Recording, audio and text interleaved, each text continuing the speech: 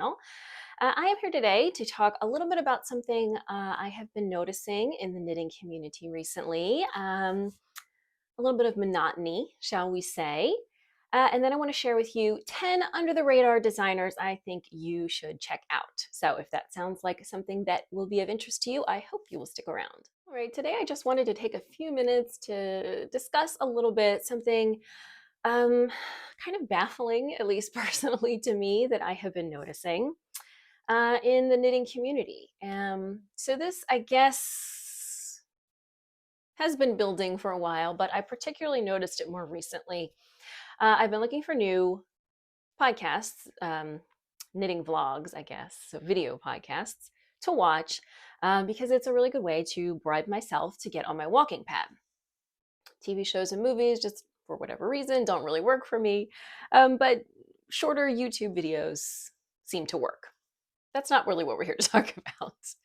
And I really thought that since this was the time of year when a lot of people were doing their everything I knit in 2024 videos, that would be a good opportunity to see what kind of stuff podcasters were knitting, to get an idea of, if they had a similar aesthetic, a similar style, if I would be interested in watching their future videos. But very quickly, it started to feel like I was just watching the same video with different hosts. And honestly, it got to the point where if whoever was hosting mentioned more than one petite knit pattern, I just turned it off. And this has nothing to do with petite knit, who I'm sure is a lovely person. She has many, many lovely patterns. But if I'm looking to be engaged and entertained in a video, I want to see some fresh new stuff. And I really felt like what I was seeing was the same, 5 or 6 sweaters in different color yarns. I find it odd that in a time where we have more access to more patterns, probably than ever before, get them right on your computer. You don't have to go to the library. You don't have to subscribe to a magazine. Of course, you can do those things. Everything is really right at your fingertips.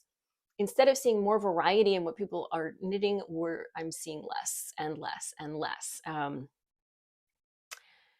And again, I'm not trying to say anything bad about the designers themselves, but there's maybe 4 or 5 designers that everyone seems to be knitting their stuff all the time. And, from those designers, everybody is knitting, their newest pattern.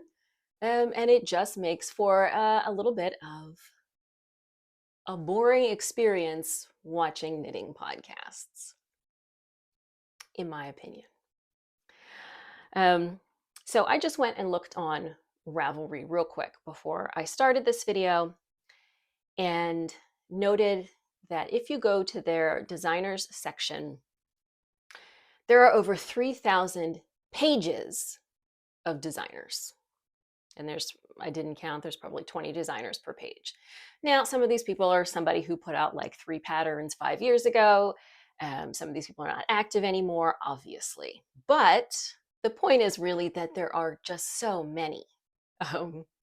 And yet we are still seeing just a lot of repetitive stuff from the same bunch of people. And that's not to say that, people shouldn't have a favorite designer. People shouldn't participate in knit-alongs. It's really not any one person's fault, okay? Knit-alongs are fun. Sometimes it's fun to join with a group of people and have the same stuff. I have an emotional support chicken right here, and it certainly isn't because I had a deep need for an emotional support stuffed animal. It's fun to do those things with your friends. Obviously, you're going to have favorite designers whose stuff matches your personal style. That also makes sense. Sometimes that super popular pattern really is kind of the thing that's missing in your wardrobe. And sure, you're going to make that. Fine. All of those things are perfectly wonderful. So really, I'm just more lamenting an overall trend toward monotony, um, toward everyone focusing on the same designers, and also toward more simpler, more basic patterns. We've seen a lot of more patterns, I think, recently that are sort of a basic pullover or a basic cardigan. There's not a whole lot going on. Um, and again, that's fine if that's your personal style. But as I said, it just personally for me makes for less engaging and entertaining podcasting. And I also personally just find it weird that when we have the ability to make our own clothes and not buy the exact same stuff everyone else is buying from Target and Old Navy and whatever, we're still kind of gravitating toward wearing the same thing as the other knitters. I find that a very interesting human foible, perhaps. So I don't know. Maybe is this just me? Am I just not watching the right people? Um, is it because that Instagram algorithm is just pushing the same content into everybody's feeds? What is the answer here?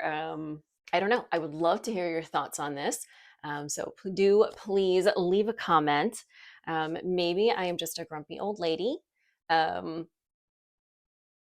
I started knitting in 2007, which was, I think, just a couple of years after Knitty started publishing. Basically, knitting patterns came from Interweave Knits. There may have been one other knitting magazine that had a decent circulation. Ravelry had just come on the scene. We did not have all these designers. Um, a lot of stuff came from books, going to the library, buying pattern books. And now, everything is basically available online. So it's actually easier to get patterns, but the pattern world actually, while the pattern world has expanded, the pattern usage seems to have shrunk. It's like a very odd juxtaposition. As I said, nothing wrong with having your favorite designers and knitting the things that work in your wardrobe and that you love. But if, like me, you are maybe lamenting that we've seen to have a little bit of a loss of variety in what people are sharing and doing, and or maybe you want to just kind of freshen up and look at some new to you designers that aren't the same people that everyone else is purchasing patterns from, because maybe you wanted to spread that wealth a little bit. I wanted to share 10 designers today that I think you might find refreshing. So none of these are brand new, unheard of designers. You may have heard of some of them. I doubt you will have heard of all 10 of them, just because the algorithms of the social media that we were on tend to throw the same stuff at everybody. So these are definitely people who are experienced designers. So I know one thing that sometimes leads us back to using the same designers is that we have kind of a guarantee, like that Andrea Mallory is going to produce a wonderful pattern because she has years of experience and she has a great army of test knitters and she invests in the tech editing. So you can have confidence that that pattern is going to be a good, well written, clear, concise pattern. And that there is certainly value in that. So none of the designers going to share with you are like brand new people who have just hopped on the scene. They are definitely people who um, are experienced, have released a fair number of patterns, but maybe are just flying under the radar for whatever reason. As I said, you may have heard of a few of them, but probably not all. And I also think that if you have certain aesthetics that you like, these are going to cover all of those, whether you like simpler stuff or you like cables or color work or whatever the case may be. So without further ado, let's see these designers. All right, so as I said, I have 10 designers that I wanted to share with you. I'll probably pop a couple of pictures of some of their patterns up here. Um, and I have created a bundle on Ravelry where you can check these out. And I might throw a few extra in there because I obviously, as I said, there are over 3,000 pages of designers and I'm just sharing 10. All right. So the first one I want to share with you is Brianna Mason. I knit a pattern from her last year, which was my aisle pullover. Um, she definitely has a pretty straightforward aesthetic. She has a fair number of patterns available in her store. And she looks like it has 37. And as will be the case for all of these designers, she definitely has a few patterns that have a fair number of likes on Ravelry. But in contrast to the most popular designers, you'll see that her patterns do not have hundreds, even thousands of iterations on Ravelry. However, many of them still have a number that you can look through if you want to say find yarn ideas or see how people have modified them. As I said, I knit the aisle pullover from her, and her most recent pattern is this bloom pullover. I think this is really cute. It is not personally my aesthetic, but if you like this sort of, so it's not wild colors, it's obviously stranded color work, but it's very sort of neutral colors. And these bolder patterns that we've been seeing lately, if that is your vibe, she definitely has knocked that out of the park on this one. But as I said, she's got 37 designs in her store, lots of pullovers, a few cardigans, and some cute camisoles as well. But overall, she is, I don't want to say completely minimalist, but trending minimal garment designs, if that is the aesthetic you like. So again, that one is Brianna Mason. The next one is one you may have heard of. That is Amy Scher. And she has, let's see, 43 designs in her portfolio. And again, trending toward a lot of garments, a few accessories in there as well. But she has some really cute stuff here that kind of runs the gamut, but nothing really like over the top. So no like crazy intricate cables or super duper intricate lace, but sometimes combining cables and lace elements into more straightforward shapes. So the sweater of hers recently that caught my eye was the friendship pullover. But I like the shape of this one, and I like the, you have some cabling. I like that the cables blend into the neckline. I think that's very clever. They also blend into the ribbing at the bottom. But this is not like a super intricate cable, and it's not an all over cable. So that was the pattern in particular that caught my eye, but she definitely has a few others. So this is the Anne's puffed sleeves. I don't know if I would wear this myself, but it's really cute. Now, the most popular pattern of hers is probably the coloring book raglan. So I know a lot of people have seen that one. But even that one, like her most popular, there are 400 projects, not 4,000. So definitely deserves 4,000. So you definitely want to check her out. But I think she's doing sort of, again, not minimalist, but not over the top, sort of that nice space in the middle with her designs. And again, heavily garments, lots of vests, which I'm a big fan of, or slipovers, or whatever we're calling them now, t-shirts, but also lots of lovely sweaters if that's your vibe. Right. Next up, Isabella Clark. Who you may know as 100 Acre Wool. So her most recent pattern is this velvet moss vest, which I love.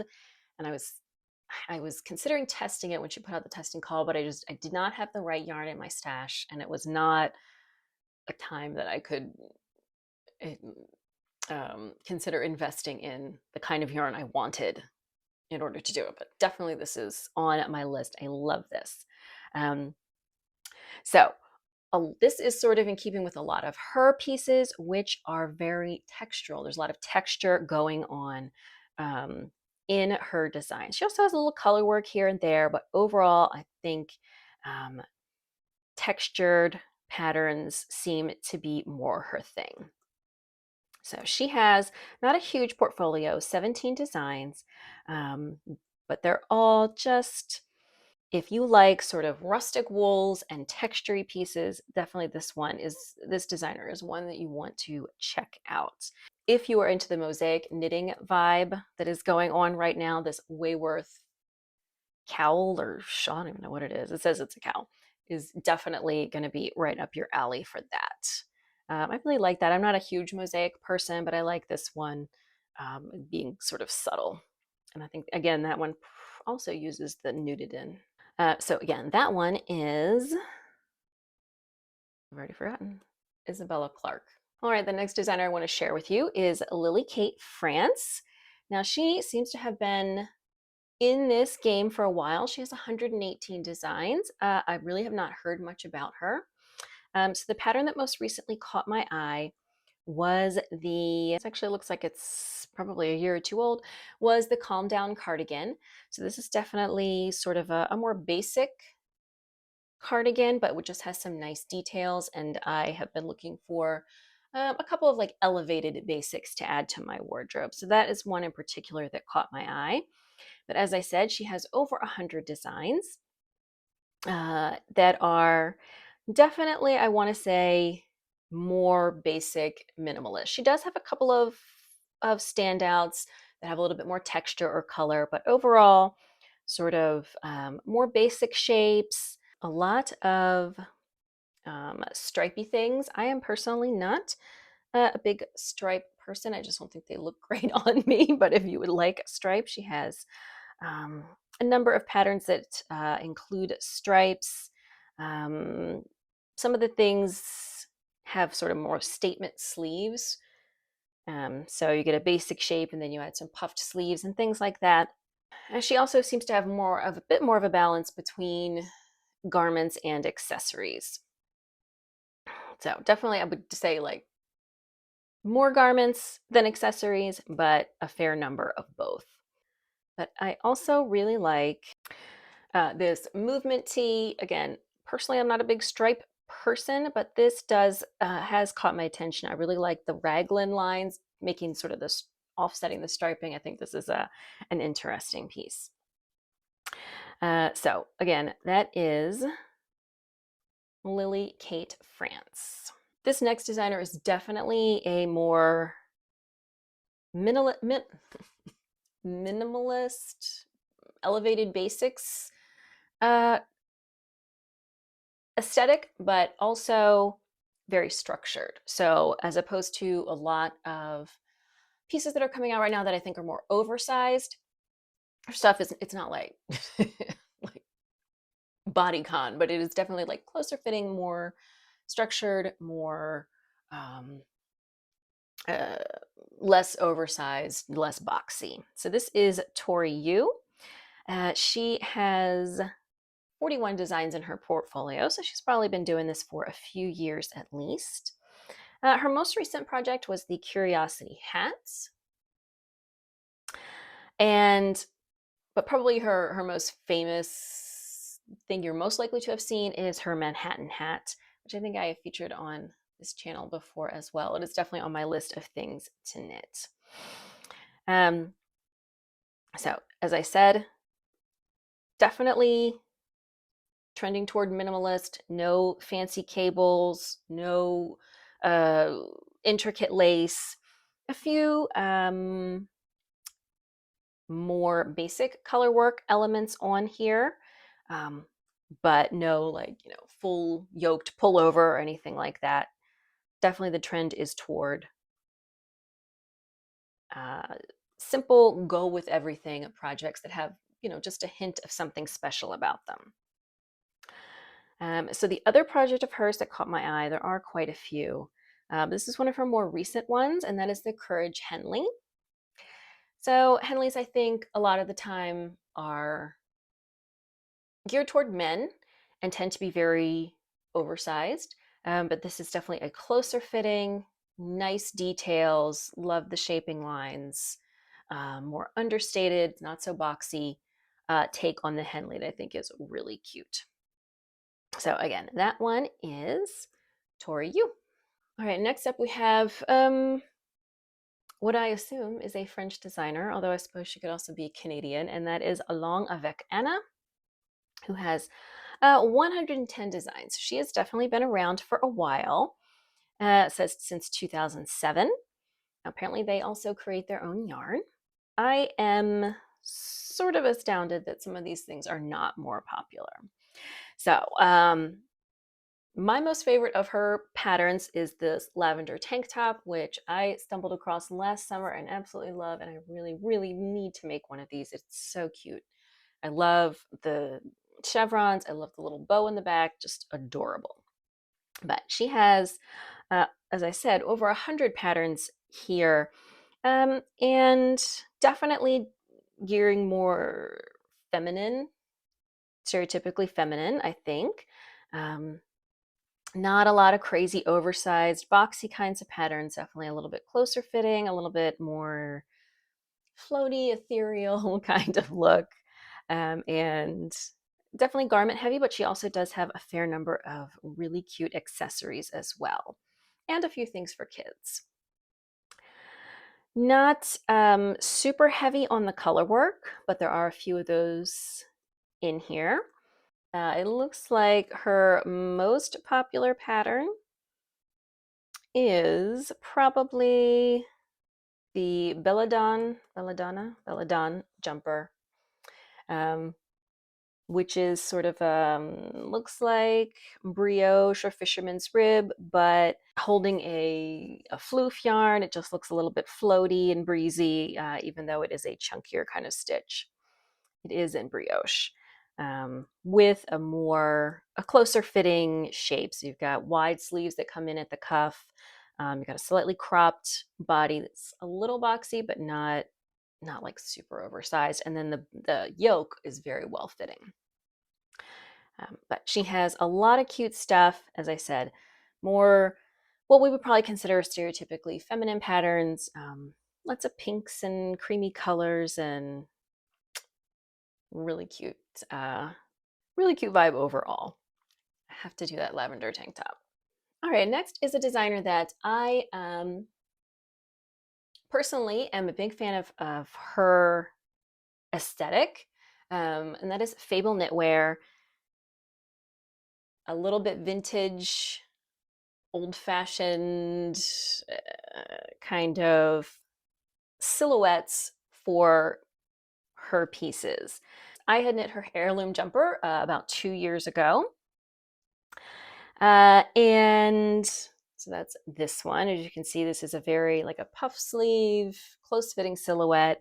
And that is the tendency toward that in a lot of her patterns. So definitely you're not finding a lot of boxy, oversized stuff here. It is all mostly close fitting, a lot of dramatic sleeve shapes, a lot of lace, not too much with cables. So again, this one is sort of feminine vintage. If that is your vibe, then I think you will really like her stuff. She also has some things for kids, so a lot of kids versions of adult patterns, um, stuff like that. Lately, she has been doing these kind of plaid pieces that I think are really cute. So this is the Noel blouse. I really like this. I will probably never make it because you've got to go in afterward to create the vertical stripes, and it's so tedious, and I would get frustrated and never finish it. But I do think it's a really cute look if you have the patience for it. Um, so that has been her more recent vibe, but she has 77 designs, and as I said, you're not going to find sort of boxy, bulky stuff here. This is definitely going to be finer fabrics, um, closer fitting silhouettes, and sort of these vintage, I would say, early to mid 20th century vibe to all of her stuff. So again, that one is Fable Knitwear. Now, if you like cables, then I definitely think you'll like this next one, and this is Sloan Rosenthal. So she doesn't exclusively do cables, but you will definitely see a lot of cables in her stuff. And I believe she is associated with Hudson and West. I don't know if the yarn company. So her most recent stuff, a lot of it is coming from the Hudson and West collections. Um, so I personally really want to knit Orla. This has been on my list forever. I will say this, and I don't know if this is the case with all her patterns. I do remember that the Orla pattern is not particularly size inclusive. It only has 4 sizes. I don't know if that's the case with all of her patterns because I didn't look at every single one of her patterns. Um, and that pattern is also a couple of years old. So whether that has changed and she is now doing a little bit more size inclusive stuff, I don't know. So let's see. Her last sweater pattern was Claire, which was for Hudson and West. And this one has 1, 2, 3, 4, 5, 6, 7, 8. So this one has 8 sizes. So um, seems like the Orla may have just been a one-off where she didn't do a lot of stuff. I don't know. Regardless, if you like cables, she's got lots and lots of beautiful cabled sweaters. She has some other stuff going on, some color work. She has some accessories. But I think she's got a lot of hats. I think the cable-y stuff is probably the standout stuff. And it looks like her most popular one, which I also love, is the Amelia sweater. This one is from Hudson and West's autumn winter collection in 2021. So this is a few years old now. And I do love Hudson and West's yarn and love these cables. It's a great yarn for cables. She's got a lot of great stuff if, especially as I said, you are into cables on your knitting. So that one is again Sloan Rosenthal.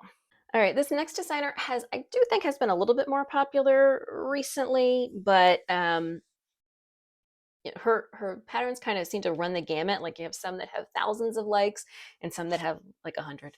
So not sure where the energy is with her, but this is Cheryl Mokhtari. So you may remember me if you have been watching the channel for a while, talking about the Harris hood. I love this. I want to make this. I don't have the yarn for this. And this is probably her most popular pattern and is sort of the aesthetic for her overall pattern portfolio. So she has, let's see, 44 designs. So again, probably been doing this a few years, but not forever. And they're very neutral colors, clean lines. Her latest pattern is a colorwork sweater, and this is not my vibe at all. But it also really kind of stands out from the rest of her stuff. So maybe she's trying something new. I don't know. Overall, her stuff, though, is, it's lots of whites and pinks, stripes, lots of stripes if you're a stripe person, hoods, obviously, but also t-shirts, tops, sweaters, and all have this very clean, bright, like not bright like bright colors, but like lots of light aesthetic. Yeah, especially if you are a stripy person, but also if you're looking for sort of, again, basic pieces with nice details, she's going to have you covered there. In terms of her, so obviously I'm all about that Harris hood. She has another hood that's very popular. I think it's called the Hebrides hood. I know her Stornoway sweater is very popular right now because Young Folk Knits is doing a knit along with it. That is also not really my style. I think we already talked about stripes and how I feel about that. But she definitely has some non-stripy stuff in here that looks very nice. I love this Snowfield slip over. I love that big chunky neck.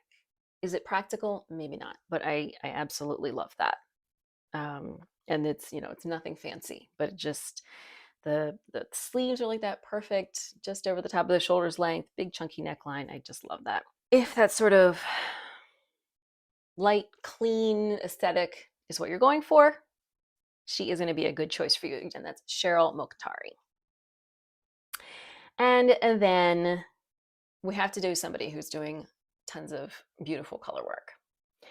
And so this is Eleanor Mortensen, and she's all about the color work.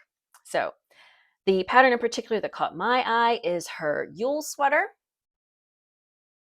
I know I wouldn't actually wear this, but because I don't, in general, I don't like circular yoke sweaters. They don't fit me well. But I do love how cute and kind of festive this is. But if you like this, there is a lot more of that in her store. all kinds of all over color work. So you have lots of yoked pullovers. You've got all over color work pullovers. You've got socks, cowls, mittens. It's all about color work here. So another, probably I would guess her most popular pattern is the Dala sweater with the horses. Again, I don't think I would wear it, but I absolutely love it. And I don't do a whole lot of process knits, but I think it might be fun just for that. So if you are a color work person looking to explore a new designer's work, I think she is going to be your best bet. Lovely, beautiful stuff. All of her patterns except for two are stranded color work. So that is definitely our pick today for color work designer. She's got 39 pieces in her portfolio. So she is definitely still active and publishing, and we'll probably see some lovely new color work designs from her in the near future. All right, so that is what I had to share with you today. 10 under the radar designers that maybe are not as popular as they should be. So definitely go check them out. Please share your thoughts on, has knitting gotten kind of boring? Maybe it's just me. I don't know. But I would love to hear your thoughts on that. If you enjoyed this video, I hope you will give it a thumbs up. Don't forget to subscribe. New knitting videos here every Saturday. And if you're looking for me on social media, you can find me on Ravelry and Instagram as Media Peruana. And I will see you soon in another video.